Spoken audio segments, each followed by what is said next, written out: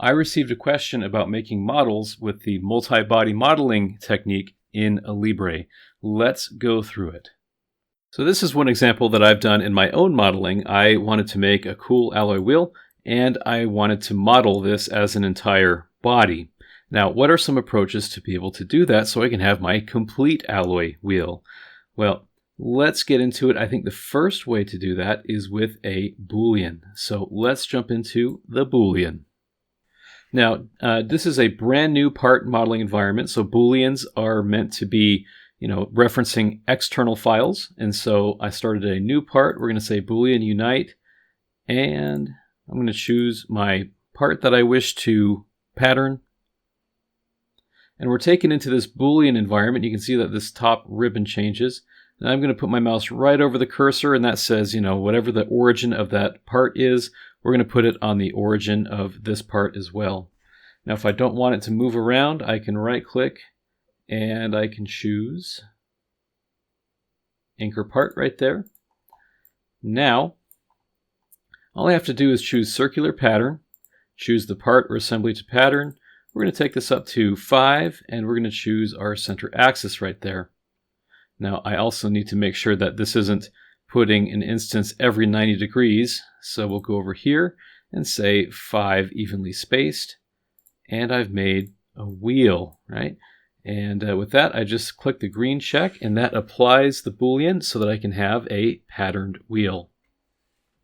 And just like that, we have our wheel. So that is one way to do multi-bodies. Now I can go back into my Boolean and edit this. And the other thing is I also have linear patterns here. So in this Boolean environment, I can take this circular pattern away, right? I can hit delete. I can go, hey, give me a linear pattern in the direction of this axis if I wish to do linear patterns. And I can change the spacing between them. Better go maybe a lot more spacing. And even more. And we'll be able to get linear patterns done as well. So these are ways that we can do these sort of multi-body approaches to parts in Alibre. And if I were to go and change this model, I would expect that this Boolean would update with those changes so you don't lose things if you need to make updates. So it's pretty slick, but if you're kind of like me, I like having everything all in one file if I can. So let's talk about another approach to that. So coming back to this wheel, there is another way, and what I'll do is head over to the Surface tab, and I'm going to select Create Surface from Face. And I can choose all of my faces in here. And again, just hold Control-Shift, and it selects everything if you select the first and the last. We can maintain associativity if we want. I think that captures updates. And then it's created. So we'll choose Move Rotate. We'll go Precise Rotate. I can choose this center axis at an angle of 72 degrees. And there we go. So I'll say OK to that. And we have a surface now that is representing the next part of this wheel. Now, one thing that I can do is I'll go back to Create Surface from Face. And I can once again choose all my faces. If I want to, I can even open up my surfaces, see the surface that I just created, and select all of those faces if I want to do a double. I'm going to say OK for now. So if there's any unexpected behavior, just go ahead and keep making surfaces off of the solid body. But you can take a shortcut too and create surfaces off of surface faces like this as well. I'm just going with the more reliable way for this video, but there's nothing stopping you from doing it your own way here. So 72, reverse, you can do it, just a bit faster. So I'm just going to do this 2 more times, and then we'll take a look.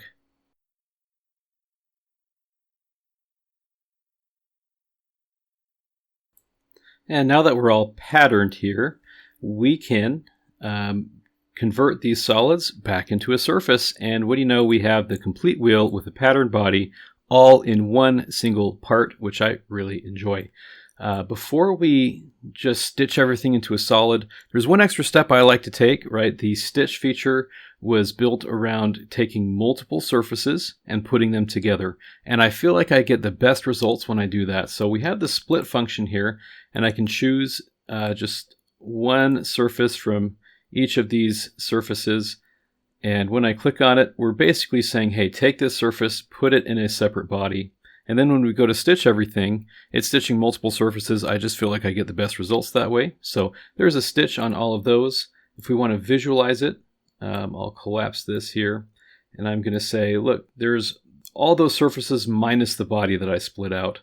And then I can head over into my tree and say, oh, there's that surface that I split out. They're just separate surfaces, but no geometry has changed. So I'm going to choose stitch here. And I'm going to choose all of these surfaces and the ones that I have stitched out. Order doesn't really matter, the order of our selection. I'm going to choose stitch to solid.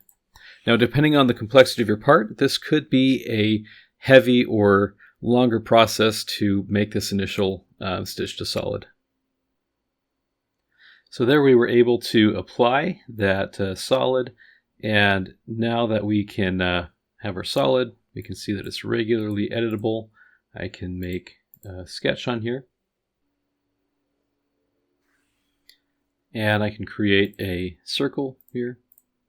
We'll deactivate and cut through all.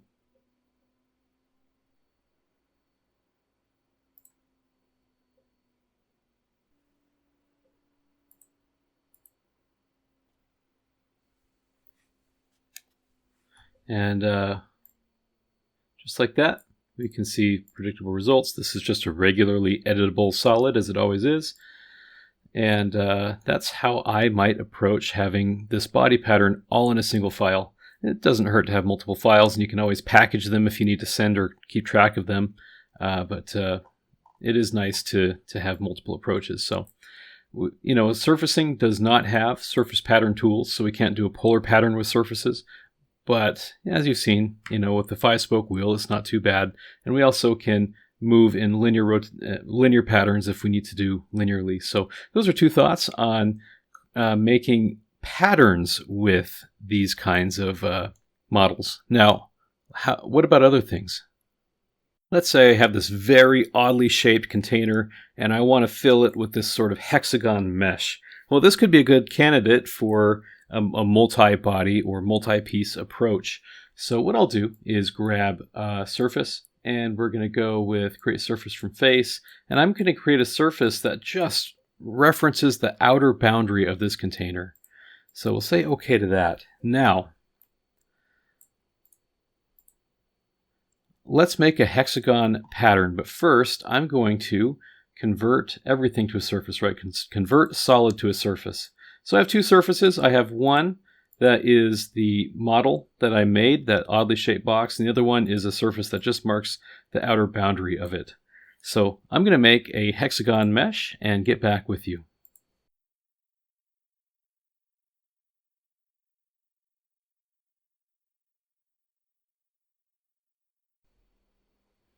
All right, so I've got the solid here. Now this is maybe the opposite of what I wanted. Maybe I wanted to have the walls be hexagonal and not just have a bunch of extruded hexagons. And that's fine because this problem is again solved with surfacing. I simply can go into my tree, and maybe because I have so many surfaces, I can use some of the tree naming features in here. I can say that this is my boundary surface.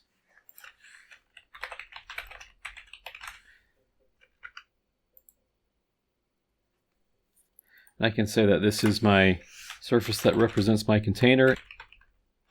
And now I want to maybe unite all of these, and so I can choose, say, this bottom part here.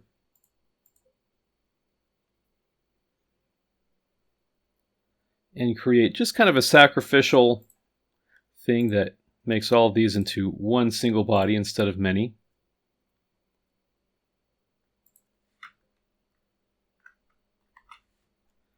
We can make it pretty small. And now I have the luxury of being able to say, you know what? Let's make this into a surface. right? And we can just keep on taking all these pieces and putting them into their different respective surfaces and use them only when we need them. And that way we can have many bodies going on all at the same time. But if it's solid, it can be our active body. If it's surface, it's not. So we'll say convert solid to surface. And I can give this a name so I can keep track of all my surfaces.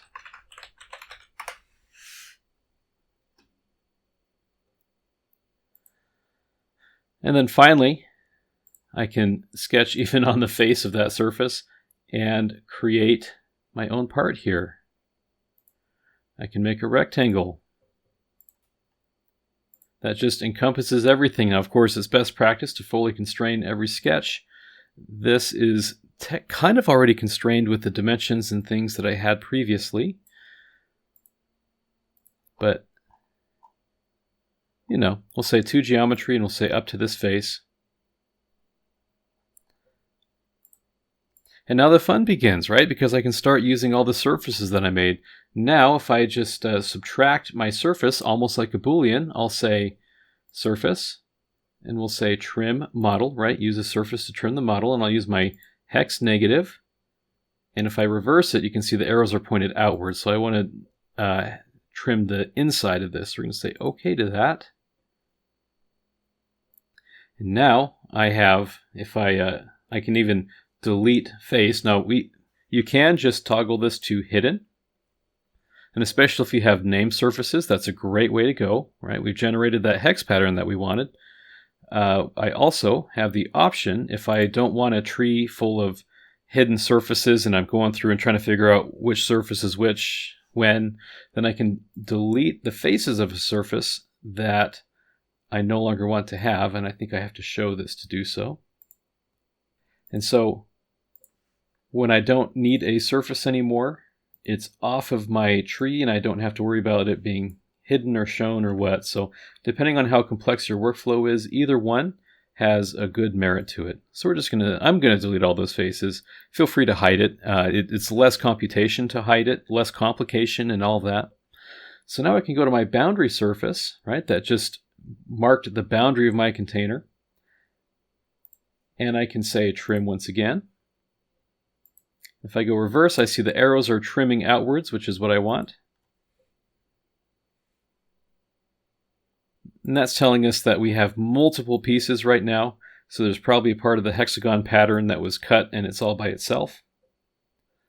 I can hide my surface if I want to get a better look here.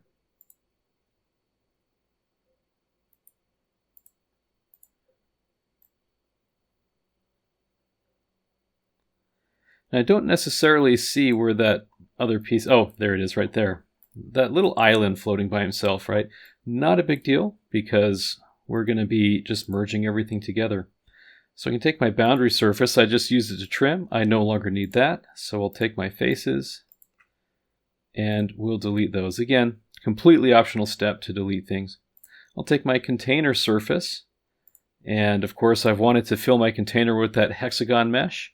So we'll go ahead and stitch. Now, once again, I'll probably just, to ensure that things work the best that they can, I'm going to split this face off and then stitch the multiple faces together into a solid.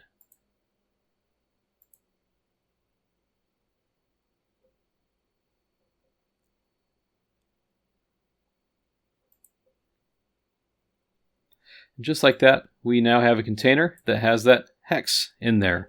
So trying to fill this with a hex would make for a very complicated sketch. We can simplify that by just making a big hex and cutting things away. Now, there's many approaches that will work. You don't need to make this a multi-body approach, but if that's what you're used to from other platforms, here are some ways to think about it, and I sincerely hope that that's helpful.